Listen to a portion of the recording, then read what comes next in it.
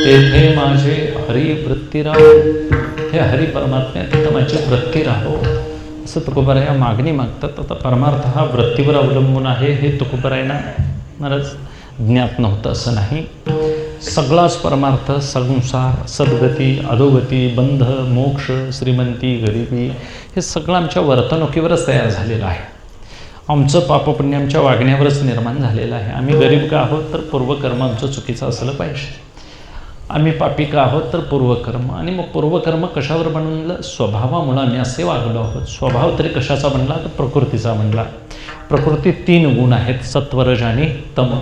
सत्वगुणी मनुष्य हे ऊर्ध्वं गच्छन्ति सत्वस्था, ऊर्ध्वगतीला जातात सत्वगुण माणसं. रजोगुणी मृत्यूलोकात जन्माला येतात सरसकट. आणि तमोगुणी आहेत ते मला जड वृक्ष पाषाण योनीला जातात. मग आता मला सांगा, मनुष्यानं विचार करून जर रजोगुण सोडून थोडासा सत्वगुण अंगीकार केला तर थोडीशी देवदेवताच्या वर्गामध्ये आम्ही जाणार नाही. इंद्रादिक देव ही माणसंच आहेत, फक्त पुण्यवान आहेत म्हणून त्यांना इंद्र म्हणतात. वास्तविक ते मुक्त झालेले पुरुष नाही. फक्त त्रैलोक्याचं राज्यपद आहे त्यांच्याकडं, सामर्थ्य आहे, अमरपद आहे, सिंहासन आहे तिथलं चांगलं, अमृत पितात. तिथं कर्म योनी नाही, त्यांना फक्त भोगायचं आहे. पुण्य भावन भोग भोगतात ते. पण तरी देखील सत्वगुण, रजोगुण, तमोगुण आमच्या स्वभावानं आम्ही बदलत गेलो. आणि स्वभाव म्हणजेच माणसाचा सहजासहजी वृत्तिस्थ भाव. आणि ही वृत्ती तरी बनली कशाची तर अज्ञानाची आहे. अज्ञान तरी कुठून आलं तर अधिष्ठान चैतन्यापासून आलं. पण असा एक विचार मांडला आमच्या शास्त्रकारांनी, अधिष्ठान चैतन्य प्रमुख, त्याच्या आश्रित असलेली अज्ञानवृत्ती, ती वृत्ती अज्ञानातली 3 गुणाची आहे, रजोगुणी, तमोगुणी आणि सत्वगुणी. त्यातलं सत्वगुण जे काढून अंतःकरण म्हणलं. अंतःकरण कळणं हे अंतःकरणाचा स्वभाव आहे. प्रत्येक गोष्ट जी आम्हाला कळते ते वृत्तीज्ञानानं ते अंतःकरणाला कळते. बुद्धीला ज्ञान होतं असं म्हणूया. अंतःकरण, बुद्धी, आणि मग त्या बुद्धी किंवा अंतःकरणातूनच एक सत्वगुण काढला बाजूला शुद्ध. त्या शुद्ध सत्वाची काय म्हणली वृत्ती बनली. आणि त्या शुद्ध सत्वगुण वृत्तीचं सुद्धा सत्व काढलं. त्यावेळी ती परमार्थ करायला लागली. आणि परमार्थ करायला लागल्यानंतर तीच वृत्ती इतकी शुद्ध झाली की आता ती वृत्ती वृत्तीरूपात राहायला तयार.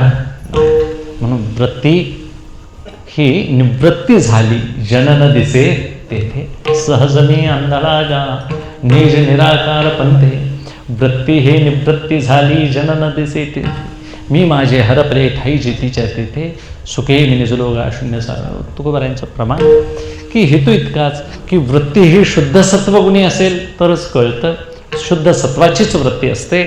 आणि ती वृत्ती परमार्थ करायला लागली की अतिशुद्ध अशी होत जाते. म्हणून वृत्तीवरच अधोगती आहे, वृत्तीवरच सद्गती आहे. तिथंच वासना उत्पन्न होतात बुद्धिगत. म्हणून वासना ह्या द्विविध आहेत. वासना द्विविधा प्रोक्ता शुद्धाच मलिनाच. मलिना जन्मनी हेतू शुद्धा जन्म विनाशिनी. मलिन वासना जन्म मरणाला कारणीभूत होते. शुद्ध वासना आम्हाला मुक्त होण्याकरता कारणीभूत आहे. त्यात दैवी वासना, मनुष्य वासना आणि आसुर वासना असेही फरक आहेत. दैवी वासनेत कोण कोण जगले? प्रल्हादासारखे महान भक्त महाराज दैवी वासनेत जगले. आसुर वासनेत रावणाधिक दुर्योधनाधिक जगले. मिश्र वासना आहे ती तुमची आमची वासना आहे. धड पुण्यही भरपूर नाही, आम्ही देवाच्याही परतीत नाही, आणि पाप वाढले म्हणून नरकातही जायला तयार नाही.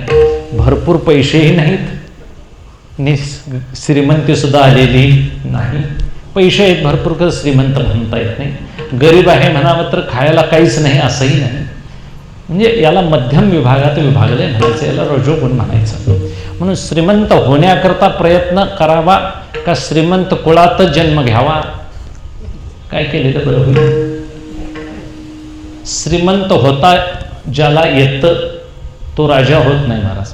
राजा असतो तो मूळचा श्रीमंत असतो, गर्भ श्रीमंतच असतो, त्याला श्रीमंत व्हावं लागत नाही. श्रीमंत कोणी व्हायचं? तुम्ही आणि श्रीमंत व्हायचं.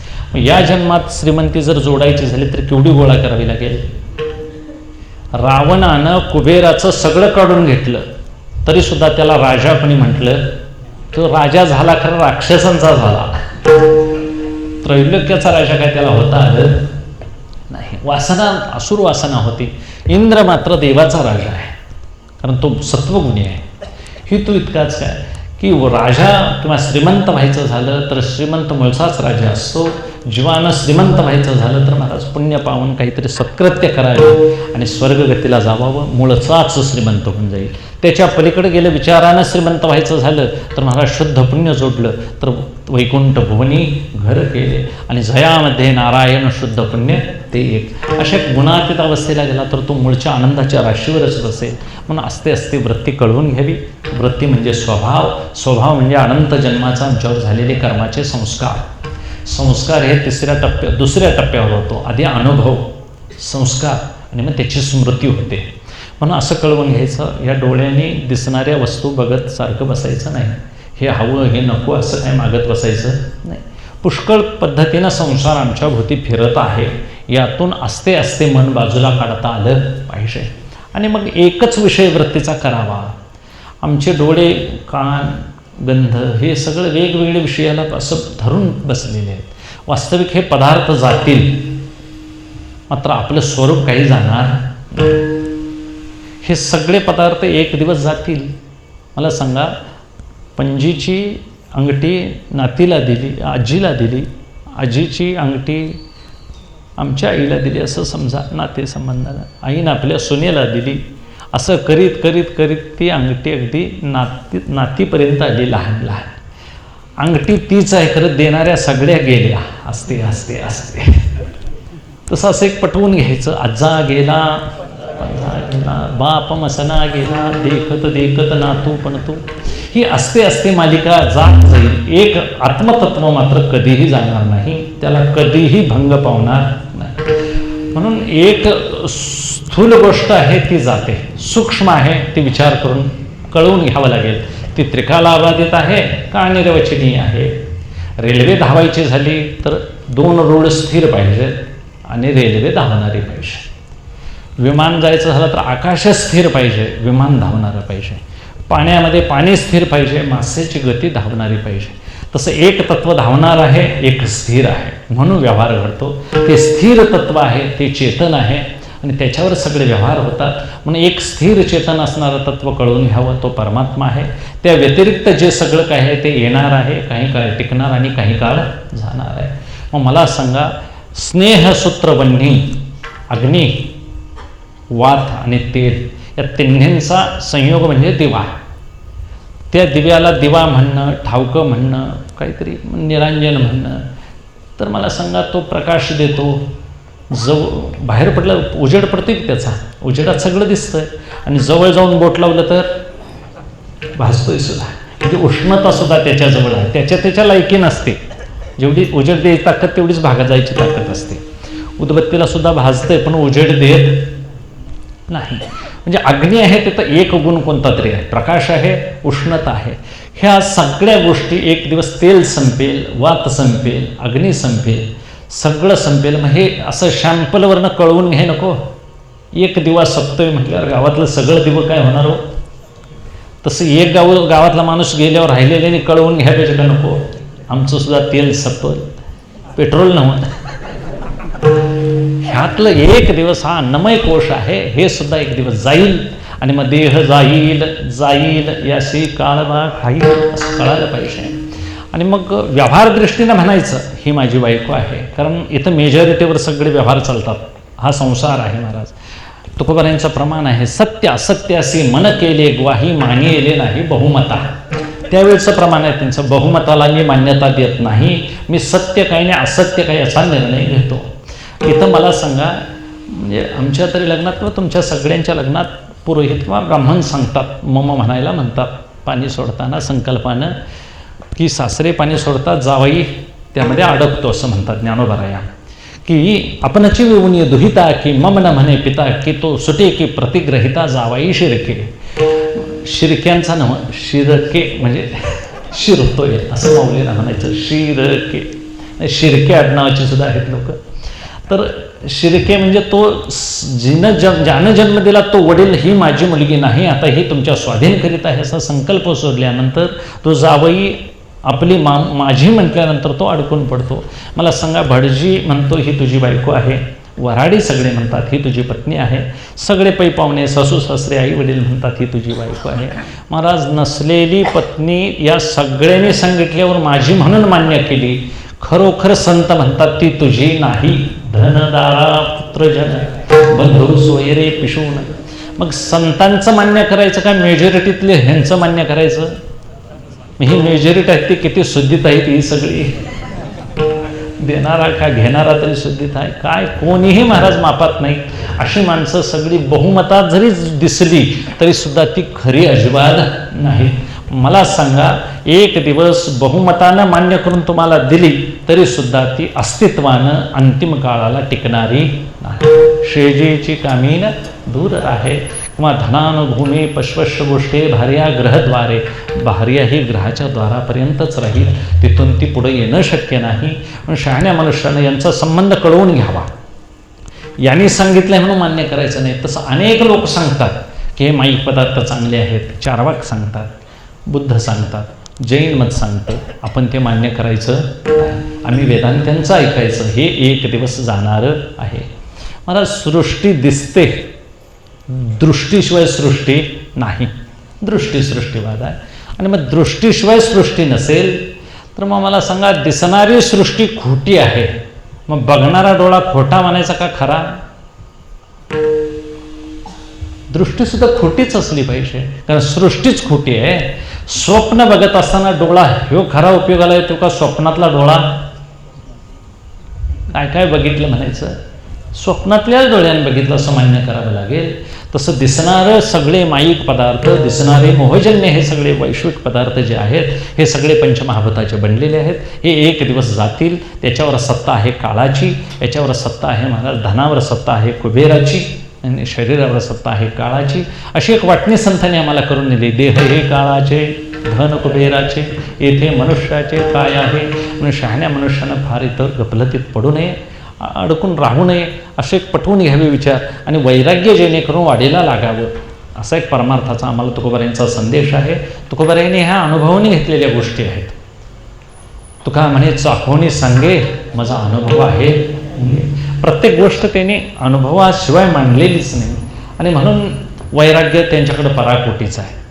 म्हणून वृत्ती सांभाळलेली आहे. सगळ्या संतांनी अगदी बघा मनपूर्वक सांभाळलेली आहे, ती वृत्ती सांभाळलेली आहे. वृत्ती कधी त्यांनी वृत्तीवर मनाला येऊ दिलेलं, वृत्तीच्या दाराला त्याने विषयच दाखवलेला नाही.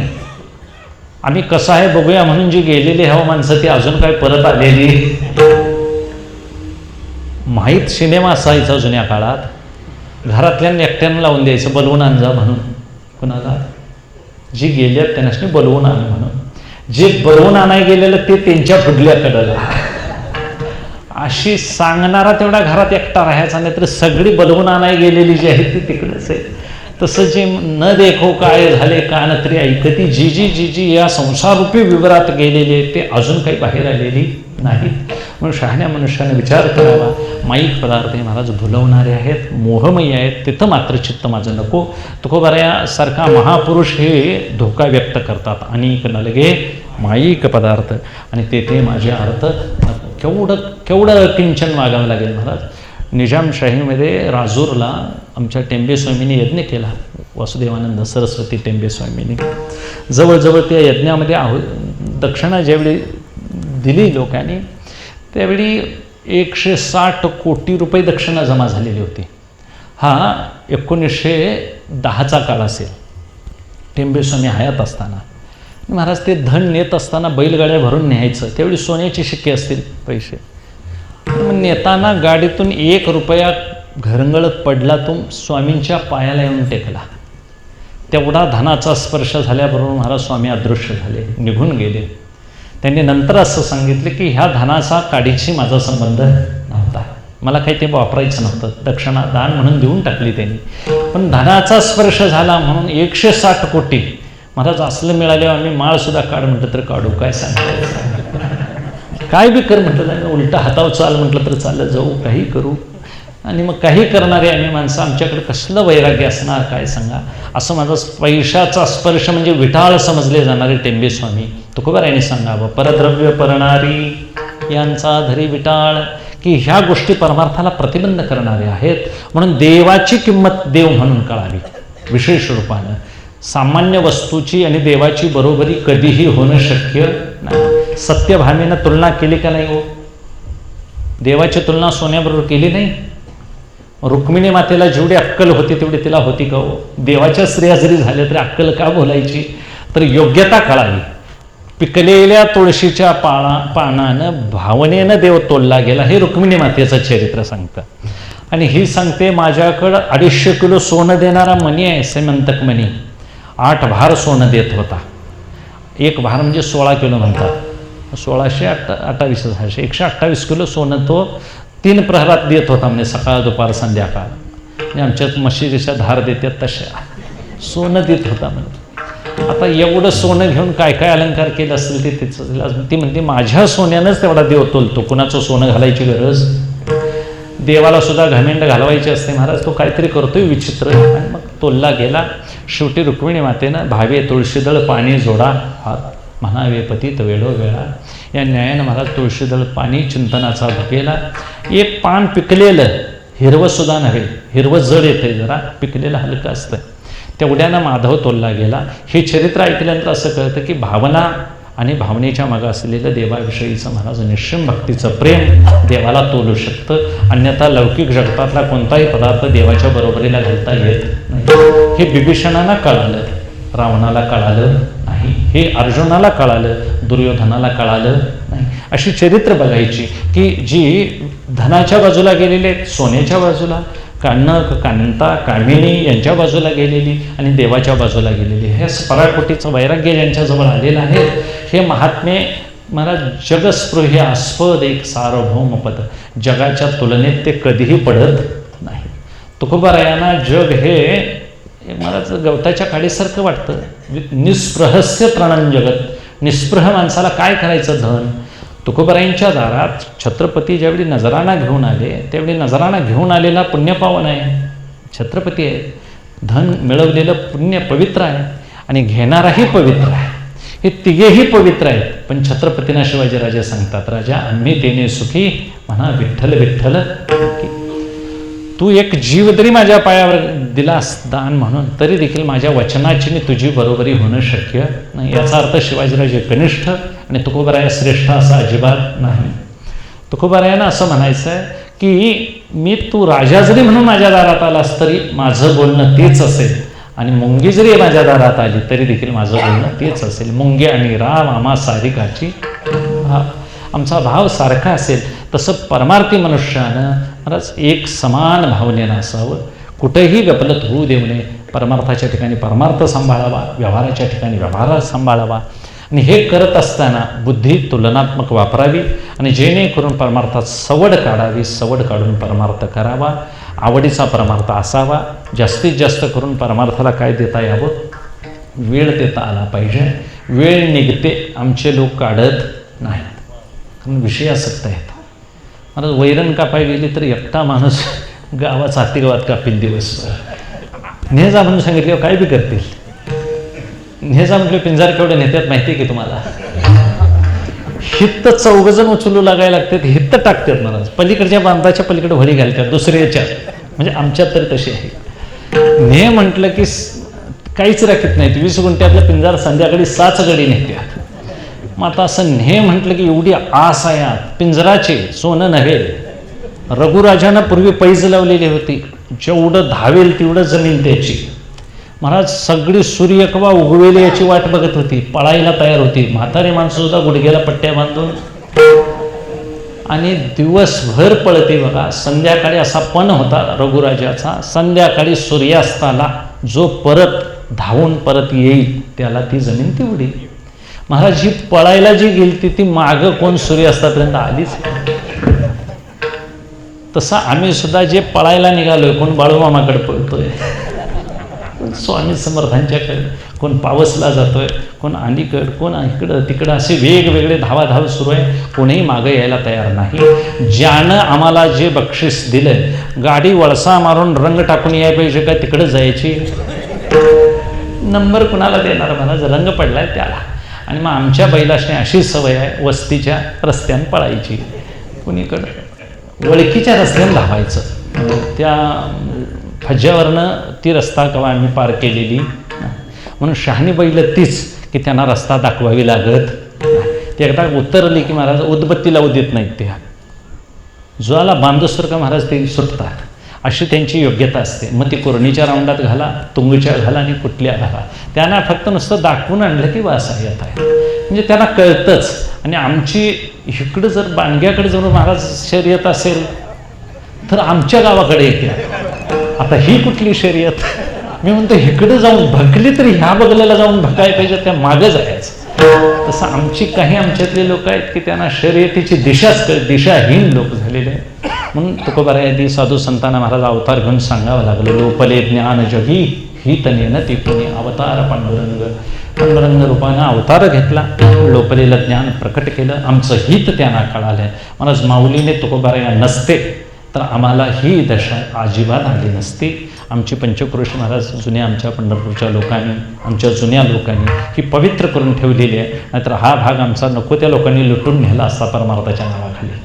खरा परमार्थ काय असतो हा कोल्हापूर जिल्ह्यात जिवंत आहे महाराज, म्हणून लोक बोलत नाहीत, लगेच ओळखतात. ज्यादा काही चुकीचं बोलणं आलं की लगेच लोक टिप्पणी करतात. बरोबर आहे, ते माप असं काढलं पाहिजे, त्याशिवाय योग्यता कळत नाही. आणि ज्यांना योग्यता कळत नाही मग ती चमत्काराच्या आहारी जातात आणि महाराज किंमत घालवून घेतात. परमार्थात चमत्कार असत नाही, लीला असते. लीला म्हणून ज्ञानोबारायांनी भिंत चालवली, लीला म्हणून ज्ञानोबारायांनी रेडा बोलवला, चमत्कार म्हणून नव्हे. चमत्कार करा काय ते जादूगार नव्हते, आणि जादूगार असते मग रेडा घेऊन फिरले असते गावोगाव, माझा रेडा वेद बोलतोय, माझी भिंत चालती म्हणून मोठं काय बॅनर लावलं असतं आणि फिरले असते. नाही, तसं काही केलेलं नाही. पण शहाण्या मनुष्याने ह्या फसवेगिरीच्या परमार्थ फसवेगिरीचा असंच नाही, पण जो दिसला जाणारा परमार्थ एक भपकेबाज आहे, दांभिक म्हणतात त्याला, त्यामध्ये बळी पडू नाही. मला काहीच देता येत नाही. कोण कोणाला देता येते सांगा? आपणच आपलं आत्मस्वरूप निवांत स्वच्छ मन करून पाहायचं आहे, वृत्ती शांत करायच्या, वृत्ती निर्मळ करायच्या आहे आणि निष्कलंक वागायचं आहे. आचरण शुद्ध निष्कपट जर मन झालं तर परमार्थाचा रस्ता दूर नाही. तुकोबारायांना हेच सांगायचं आहे, ब्रह्मदेवाचं पद मिळालं म्हणून काय झालं? मन स्थिर नसेल तर मुक्त होणार नाही. म्हणून हे सगळं मला कळतं. कर्मधर्मानं मिळणाऱ्या गोष्टी आहेत. कुणाचं कर्म चांगलं असेल त्याला धन मिळेल, सद्गती मिळेल, पण मुक्त होणार नाही. मुक्त व्हायचं झालं तर माझ्या विठोबाच्याच पायाजवळ यावं लागेल, आणि मग विठोबाचे पाय हेच एक मुक्तीचं ठिकाण आहे. म्हणून माझं सुद्धा मन ब्रह्मादिक पदाकडे न लागता तो का म्हणे त्याचे कळल्या मावर मग जे जे कर्मधर्म नाशवंत फळात देवा मला गुंतू नकोस. कारण तुका म्हणे तू चिखरा येर वाऊगा पसाऱ्यामध्ये फार गुंतू नये, पसारा बाजूला काढावा, चांगलं चोख आहे तेवढं आपण घ्यावं. शहाण्या मनुष्यानं सारासार विचार हरिपाठ, सगुण निर्गुण गुणाचे अगुण विचार करावा. सगुण देवाविषयीचं प्रेम, निर्गुणाविषयीचं ज्ञान, ह्या दोन्ही भक्ती करता महाराज वृत्तीची गरज आहे. एका ठिकाणी शुद्ध वृत्तीची गरज आहे आणि एका ठिकाणी निर्वृत्ती घ्यायची गरज आहे. म्हणून वृत्तीशिवाय परमार्थ नाही, आणि वृत्तीला सहकारी साधनं लागतात. ह्या सगळ्या साधनांचा अभंगात या तुकोबारायांनी परामर्श घेतलेला आहे. म्हणून तुकोबारायांच्यासारखा महापुरुष सांगतो, अनेक न लगे माईक पदार्थ, देवा व्यतिरिक्त सगळी माया आहे. म्हणून माझं मन तिथं आसक्त होणे, देवा तिथून माझं मन बाजूला काढ, कदाचित आसक्त होईल. म्हणून ते माझे आरत नको देवा.